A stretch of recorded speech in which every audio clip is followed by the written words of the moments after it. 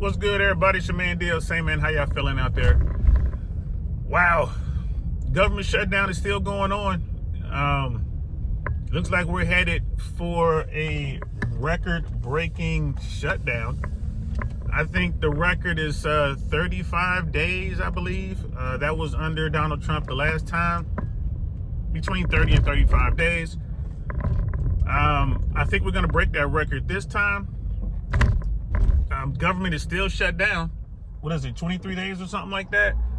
And the 31st of October, the government employees who've been forced to work without being paid will see their first pay period with no money whatsoever. Last pay period, they got a partial payment, so they got some bread. This time, they're not going to get a dime.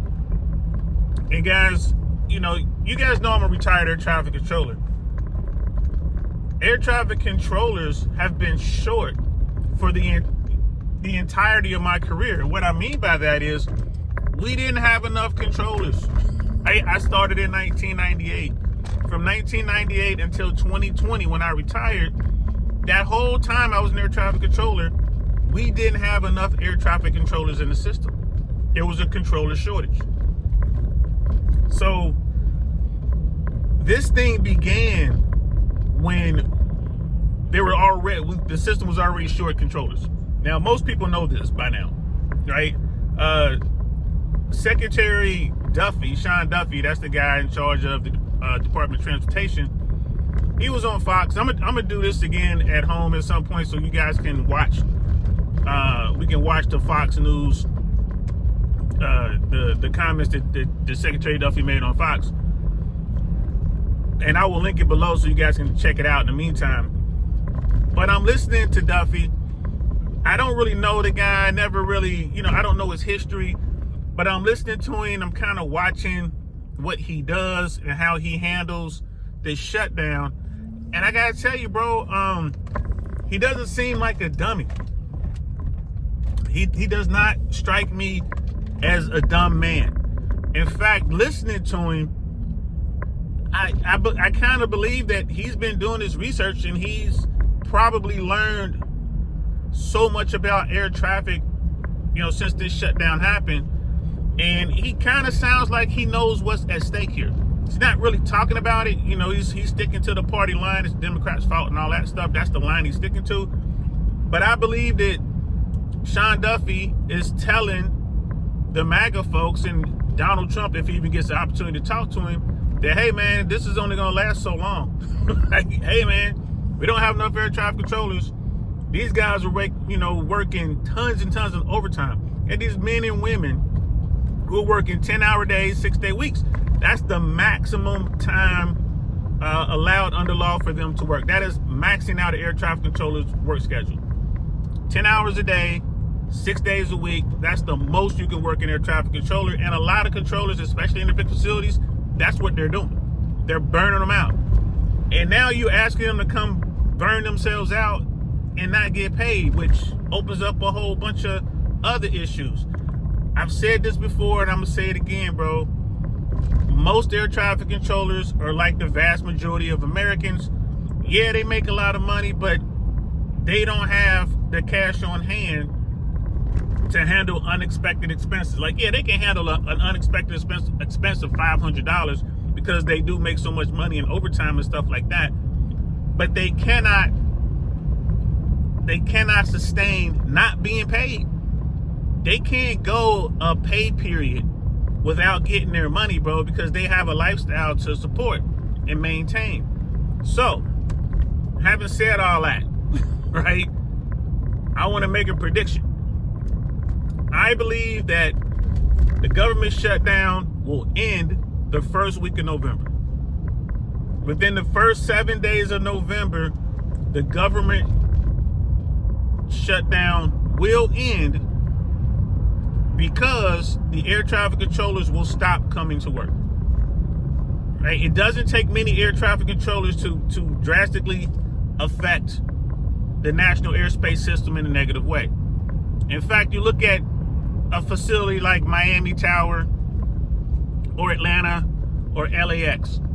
It only takes about 10 controllers to not come to work on any given day that will cause the FAA to really drastically slow down the flow of air traffic in the system. 10 controllers.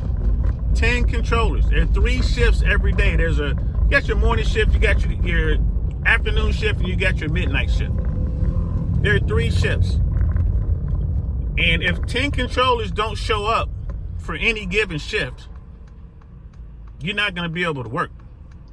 You're not going to be able to work. And you can't compromise safety. Bottom line, you cannot compromise safety.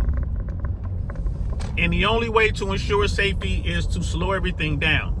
So that first week in November, the controllers aren't going to come to work. This is not going to be some sort of political statement. This is not going to be the controllers' way of fighting back against MAGA and Trump. No. This is going to be necessity. The air traffic controllers are going to go to where they can make money because they still have bills to pay. So the air traffic controllers are going to drive Uber, double shifts or whatever they got to do to make this money. They're going to, pick up shifts as a bartender or waitress or something like that, a server, if that's what they're doing.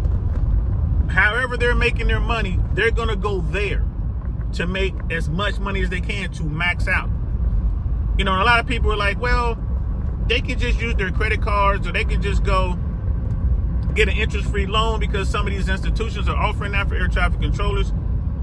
Hey guys, what you got to realize is simply because these air traffic controllers are making, $200,000 plus a year with overtime doesn't mean that their budget reflects that.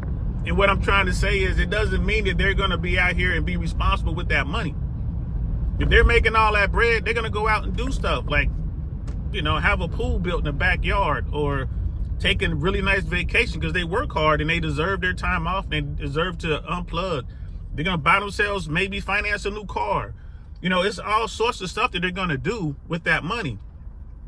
And that's just America. Most Americans live in debt. They swim in debt. The more money you make, the more debt you have. So a lot of people are assuming that, these controllers are like really fiscally responsible. Everybody's fiscally responsible as the government, right? Simple as that. They're living a good life. They're driving nice vehicles, wearing nice clothing, going to nice restaurants. But air traffic controllers aren't wealthy. They make a lot of money, but they still got to punch the clock to get that money. And the majority of that money is overtime. And air traffic controllers, like everyone else, they got issues, man. They might have tax issues. They might be, they've gone through a divorce. They got bills out there outstanding. Got to pay for lawyers, got to pay for child support, got to pay for alimony, got to pay for your new home or apartment or whatever. That money that they earn, they need. And if they're not getting that money, they're going to have to figure out how to get it or get as much as they can. So I believe that the government shutdown is going to end the first week of November. And I believe the reason the government shutdown is going to end is because the national airspace system will be at risk. Airplanes aren't going to be flying. It's going to be a ripple effect throughout the system. And it's not just commercial airliners who's going to feel the effect. It's going to be transport, cargo, airlines, all that kind of stuff. It is what it is. It is what it is. The air traffic controllers will not be able to come to work because they can't afford to. That's it. It's not going to be a political statement or anything else. They need to feed themselves. They need to feed their family. And right now they're not getting paid. So unless there's some sort of deal or some sort of continuing resolution or something to get money to the air traffic controllers, which they are earning, by the way, this is money that they are earning. It's like money that's owed to them. Unless that happens, I think the shutdown is going to be over the first week of November. So that's it. That's all I got to say. You guys let me know what you think is going to happen. This is a terrible situation. Absolutely terrible. But hey, man, this is what it is, man. Life happens, right? So that's it. That's all I got for now, man. I got to go. I'm DL Saint. This is the I Really Want to Know podcast. Check us out daily on YouTube. And yeah, I'll talk to you guys later. Peace.